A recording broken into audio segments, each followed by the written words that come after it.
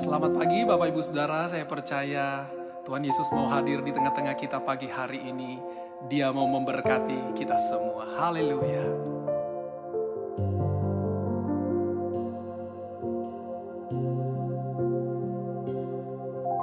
Ada Yesus yang selalu peduli.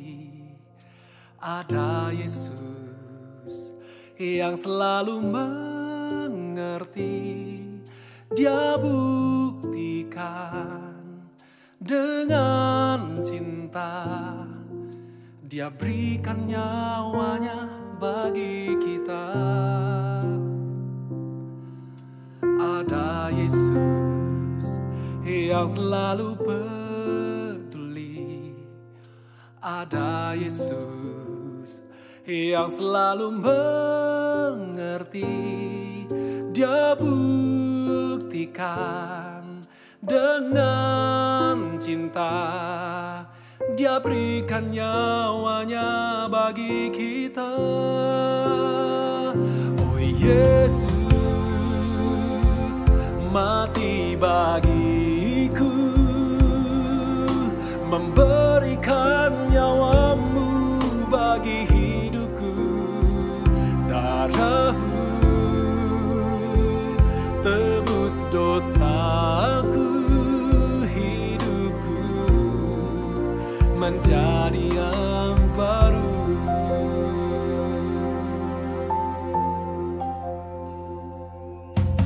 Ada Yesus yang selalu peduli. Ada Yesus yang selalu mengerti. Dia buktikan dengan cinta. Dia berikan nyawanya bagi kita. Ada Yesus yang selalu peduli. Ada Yesus yang selalu mengerti. Dia buktikan dengan cinta.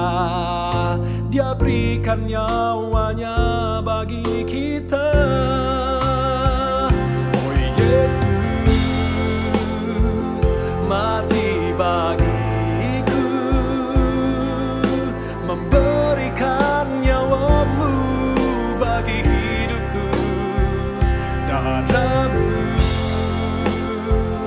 tebus dosaku, hidupku menjadi yang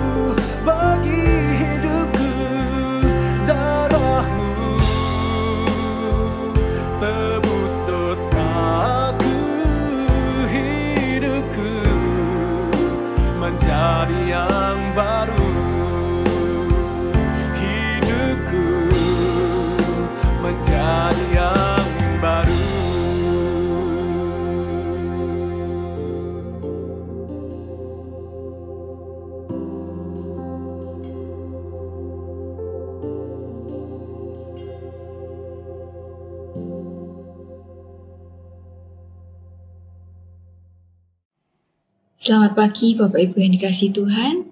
Judul renungan firman Tuhan pada pagi hari ini adalah doa yang pasti dijawab. Mari saya bacakan di dalam Lukas 11 ayat 5-13 untuk Bapak Ibu sekalian. Lukas 11 ayat 5-13. Lalu katanya kepada mereka, jika seorang di antara kamu pada tengah malam pergi ke rumah seorang sahabatnya dan berkata kepadanya, Saudara, pinjamkanlah kepadaku 3 roti, sebab seorang sahabatku yang sedang berada dalam perjalanan singgah ke rumahku dan aku tidak mempunyai apa-apa untuk dihidangkan kepadanya. Masakan ia yang di dalam rumah itu akan menjawab, Jangan mengganggu aku, pintu sudah tertutup dan aku serta anak-anakku sudah tidur. Aku tidak dapat bangun dan memberikannya kepada saudara.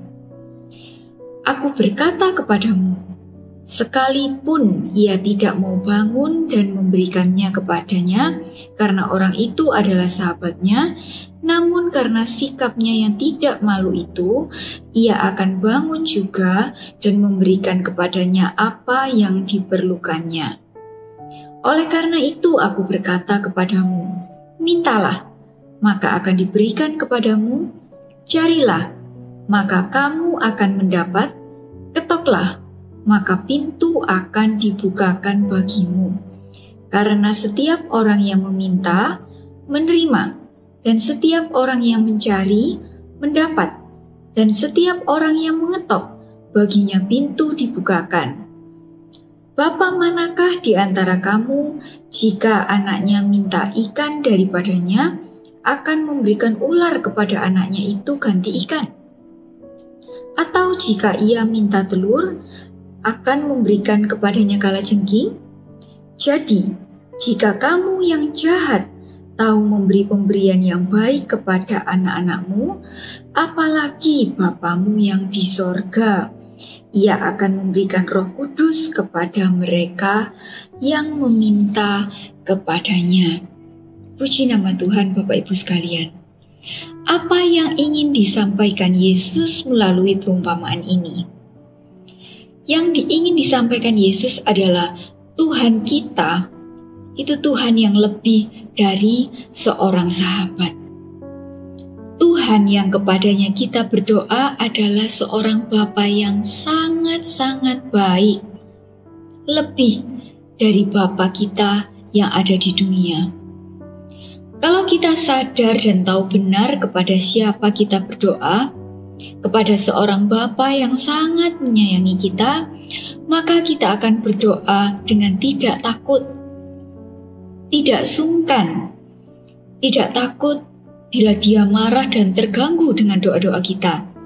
Dan kita bisa dengan yakin dan percaya bahwa pasti Dia, Bapa yang sangat baik itu akan memberikan yang terbaik juga untuk kita anaknya. Kita baca di ayat 11 dan 12. Bapa manakah di antara kamu, jika anaknya minta ikan daripadanya, akan memberikan ular kepada anaknya itu ganti ikan? Atau jika ia minta telur, akan memberikan kepadanya kalajengking? Bapak, Ibu, Saudara, jika memang apa yang kita minta itu tidak baik, atau bahkan berbahaya bagi kita, maka Tuhan pasti menjawab, tidak.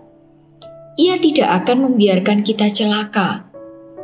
Meskipun kadang-kadang kita harus kecewa, harus sedih karena doa kita itu tidak dikabulkan. Tapi kita harus tahu hati Tuhan. Sebagai seorang Bapa yang sangat menyayangi anaknya, Ia lebih peduli kepada kekekalan kita daripada gengsi kita, daripada kenyamanan kita di dunia yang sementara ini. Mungkin doa kita tidak dikabulkan, karena jika dikabulkan, kita mungkin akan jatuh ke dalam dosa. Kita akan semakin jauh dari Tuhan, atau bahkan kita akan celaka di masa depan. Karena kita tidak pernah tahu apa yang akan terjadi di hari depan. Dan ternyata Tuhan lebih mengenal diri kita daripada kita mengenal diri kita sendiri. Karena apa yang kita minta biasanya hanya berdasarkan apa yang kita lihat sekarang, berdasarkan situasi dan kondisi saat ini. Tetapi Tuhan lebih tahu, Bapak Ibu. Tuhan lebih tahu masa lalu, masa sekarang, bahkan masa depan. Jadi, saat Tuhan tidak mengabulkan doa kita, percayalah, mungkin itu adalah salah satu caranya untuk menjaga kita, Bapak Ibu sekalian. Namun, jika hal yang kita minta daripadanya adalah hal yang baik untuk kita, percayalah, Tuhan pasti akan mengabulkan. Tuhan juga senang kok jika anak-anaknya bahagia.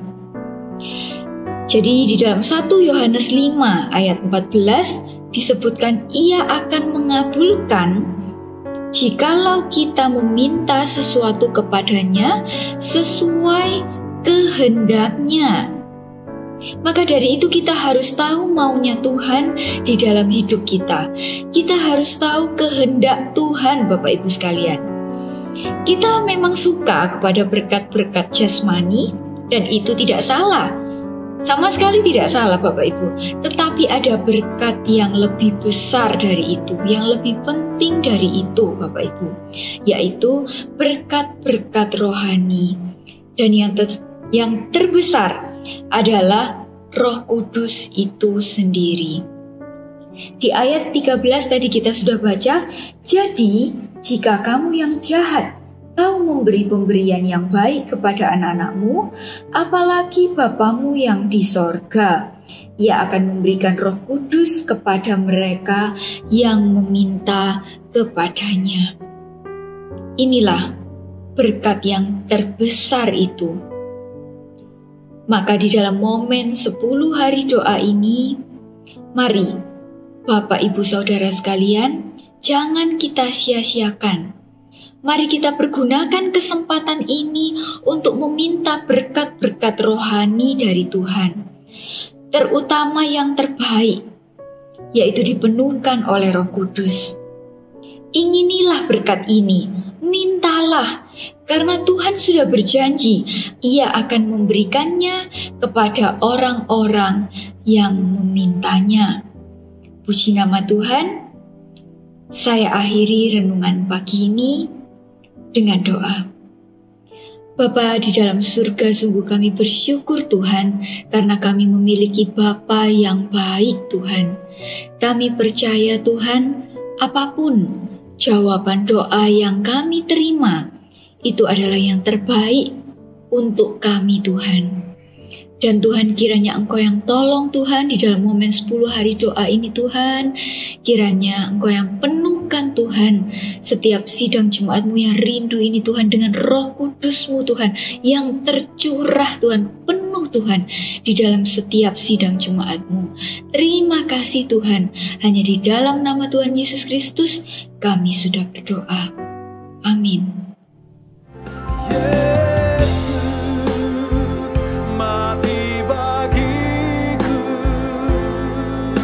Memberikan nyawamu bagi hidupku, darahmu